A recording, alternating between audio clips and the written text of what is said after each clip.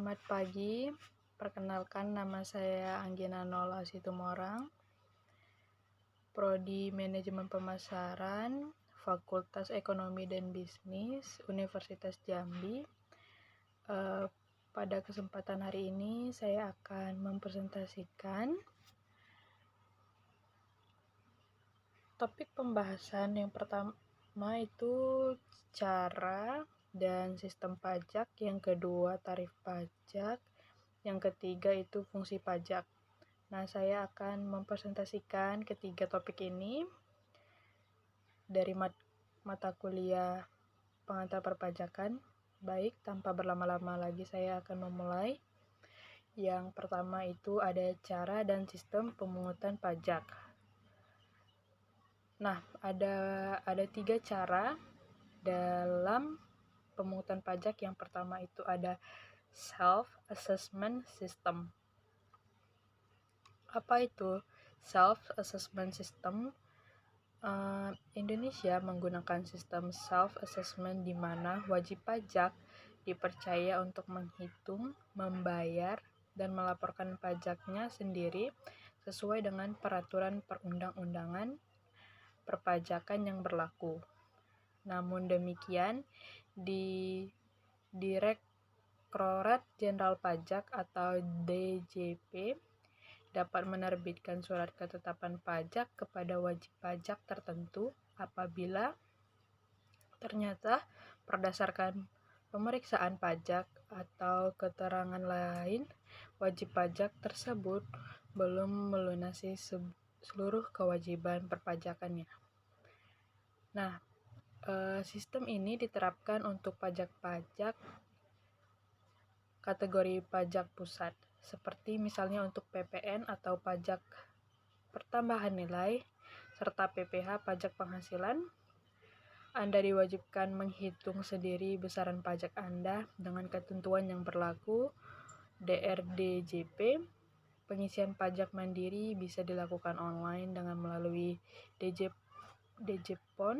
djponline.pajak.go.id. Berdasarkan Undang-Undang Administrasi Perpajakan saat ini, DJP dapat menerbitkan surat ketetapan pajak kurang bayar dalam waktu 5 tahun setelah timbulnya kewajiban perpajakan, akhir masa atau bulan pajak, atau akhir sebagian tahun pajak. Nah, diketahui ciri-ciri dari self-assessment system yang dilakukan di Indonesia, yaitu yang pertama ada pengisian pajak dilakukan secara mandiri oleh semua yang sudah diwajibkan pajak. Yang kedua itu wajib pajak berperan yang aktif dalam mengisi dan menyelesaikan kewajiban pajaknya dan dari menghitung hingga melaporkan pajaknya. Yang ketiga ada pemerintah tidak mengeluarkan surat ketetapan pajak apapun. Surat ketetapan pajak baru dikirimkan jika wajib pajak bersangkutan memiliki kendala dalam melaporkan pajak.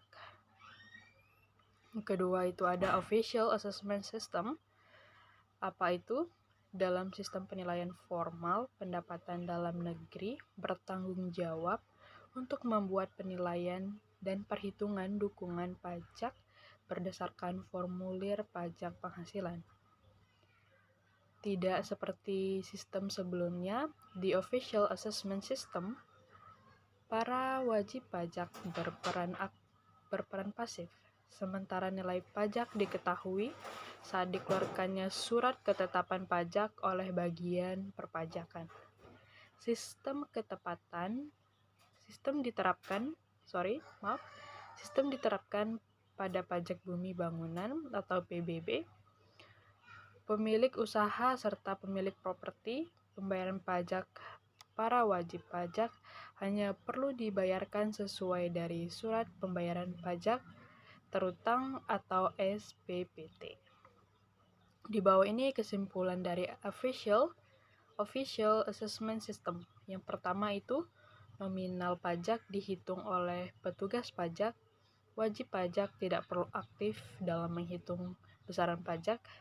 Terus ada nominal pajak diketahui setelah Petugas pajak melakukan perhitungan pajak dan mengirimkan surat ketetapan pajaknya. Pemerintah menentukan besaran pajak dan memiliki hak penuh perhitungan pajak yang harus dibayarkan. Ketiga itu ada withholding system. Withholding system itu dengan menerapkan tata cara pemungutan pajak yang satu ini, sejumlah pajak penghasilan yang dipotong oleh majikan dari gaji karyawan dan membayar langsung ke pemerintah atas nama karyawan. Dasarnya adalah terdapat pajak yang dibayarkan dan dihitung oleh pihak ketiga. Pajak penghasilan Indonesia dikumpulkan terutama melalui sistem pemotongan pajak, di mana item pendapatan tertentu dikenakan pemotongan pajak, pembayaran umumnya bertanggung jawab dan memotong atau memungut pajak. Pembayaran umumnya bertanggung jawab untuk memotong atau memungut pajak.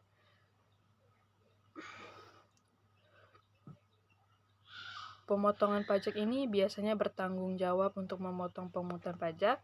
Pemotongan pajak ini biasanya mengacu pada pasal yang relevan dari Undang-Undang Pajak Penghasilan atau PPH. Pasal-pasal tersebut adalah Undang-Undang Pajak Penghasilan pasal 22 atau 26, PPH 23 atau 26, dan pasal 22 PPH 22. Nah, yang kedua itu ada tarif dalam pajak.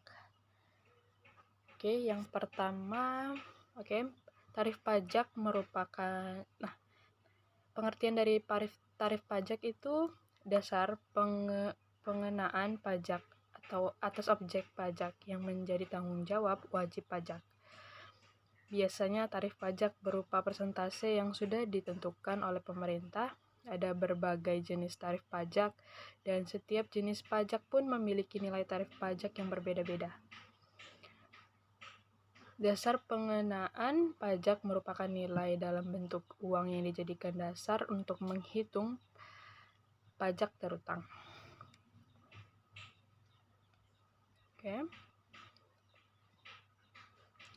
Di Indonesia itu sendiri, tarif pajak progresif ini ditetapkan untuk pajak penghasilan atau PPH, wajib pajak orang pribadi seperti yang pertama itu lapisan penghasilan kena pajak atau PKP sampai 50 juta, tarif pajaknya 5%. Terus yang kedua ada lapisan PKP lebih dari 50 sampai 250 juta, tarif pajaknya itu 15%. Lapisan PKP lebih dari 250 sampai 500 juta, tarif pajaknya 25%. Terus lapisan PKP di atas 500 juta, tarif pajaknya itu 30%. Yang pertama ada tarif degresif. Tarif degresif ini melibatkan dari tarif progresif.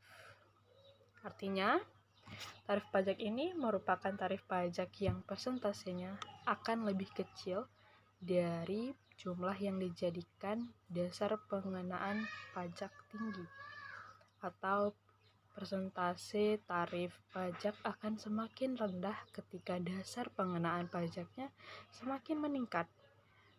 Jadi kita persentasenya semakin kecil, jumlah pajak terutang tidak ikut mengecil, melainkan bisa jadi lebih besar karena jumlah yang dijadikan dasar pengenaan pajaknya semakin besar. Nah, yang kedua itu ada tarif degresif.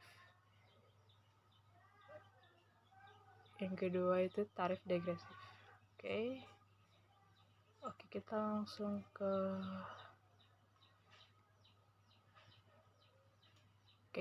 ke tarif proporsional. Tarif proporsional merupakan tarif yang persentasenya tetap meski terjadi perubahan terhadap dasar pengenaan pajak Jadi, seberapapun jumlah objek pajak, persentasenya akan tetap. Contohnya adalah pajak pertambahan nilai 10% dan PBB 0,5% dari berapapun objek pajaknya. Yang keempat itu ada tarif tetap regresif. Nah, tarif tetap atau tarif pajak regresif adalah tarif pajak yang nominalnya tetap tanpa memperhatikan jumlah yang dijadikan dasar pengenaan pajaknya. Tarif pajak juga dapat diartikan sebagai tarif pajak yang akan selalu tetap sesuai dengan ketetapan dengan peraturan yang telah diberlakukan, seperti biaya materai dengan nilai atau nominal sebesar 3.000 dan 6.000. Pada dasarnya tarif pajak dipungut berdasarkan atau sesuai dengan pengelompokan pajak-pajak. Jenis-jenis pajak. Selanjutnya berdasarkan lembaga pemungutannya. Lembaga pemungutan pajak berbagi menjadi dua, yaitu pusat dan daerah. Daerah pusat merupakan pajak yang dipungut oleh pemerintah pusat dan pajaknya digunakan untuk biaya pengeluaran atau biaya rumah tangga negara, contoh PPh, PPN, materai, dan PPNBM. Selanjutnya itu ada fungsi-fungsi pajak. Yang pertama itu ada pendapatan negara. Salah satu fungsinya pajak adalah sebagai sumber pendapatan bagi pemerintah. Penerimaan pajak digunakan untuk membiayai berbagai program dan kegiatan pemerintah, termasuk infrastruktur, pendidikan, kesehatan, ketahanan, dan pelayanan publik lainnya. Yang kedua itu ada pemerataan pendapatan. Fungsi pajak dapat dilihat melalui sistem perpajakan yang adil. Pajak dapat berperan dalam pemerataan pendapatan di masyarakat. Pajak yang dipungut dari mereka yang memiliki penghasilan lebih tinggi dapat digunakan untuk mendukung program sosial dan ekonomi yang bertujuan mengurangi kesenjangan sosial dan meningkatkan kesejahteraan masyarakat. Yang ketiga itu ada pengaturan ekonomi. Salah satu fungsi pajak yaitu digunakan sebagai instrumen pengaturan ekonomi melalui kebijakan perpajakan yang tepat. Pemerintah dapat mendorong atau mengurangi konsumsi atau produksi suatu barang atau jasa tertentu. Misalnya, pemerintah dapat memberlakukan pajak tinggi pada barang-barang mewah untuk mengurangi konsumsi yang berlebihan atau memberikan insentif pajak untuk sektor-sektor tertentu yang dianggap strategis. Yang keempat ada perlindungan industri dalam negeri. Fungsi pajak dapat dilihat melalui pajak ekspor dan impor. Pemerintah dapat melindungi industri dalam negeri dari pesaing yang tidak adil atau mempromosikan ekspor barang-barang tertentu. Pajak ekspor dan impor juga dapat dilakukan sebagai sumber pendapatan negara. Yang kelima itu ada pengendalian inflasi. Fungsi pajak yang paling penting adalah pemerintah dapat mengurangi pajak untuk mengendalikan inflasi. Misalnya kenaikan tarif pajak pada barang atau jasa tertentu dapat mengurangi permintaan dan mencegah terjadinya kenaikan harga yang berlebihan pastinya. Yang keenam itu ada pemberdayaan masyarakat. Fungsi pajak dapat dilihat melalui pemungutan pajak. Pemerintah dapat melibatkan partisipasi masyarakat dalam pembangunan negara.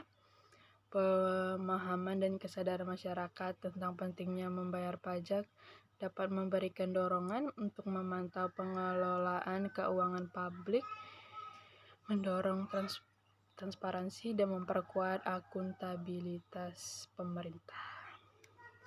Oke. Terima kasih. Saya harap yang melihat video ini mendapat pengetahuan yang berguna dari presentasi saya. Saya ucapkan terima kasih. Selamat pagi.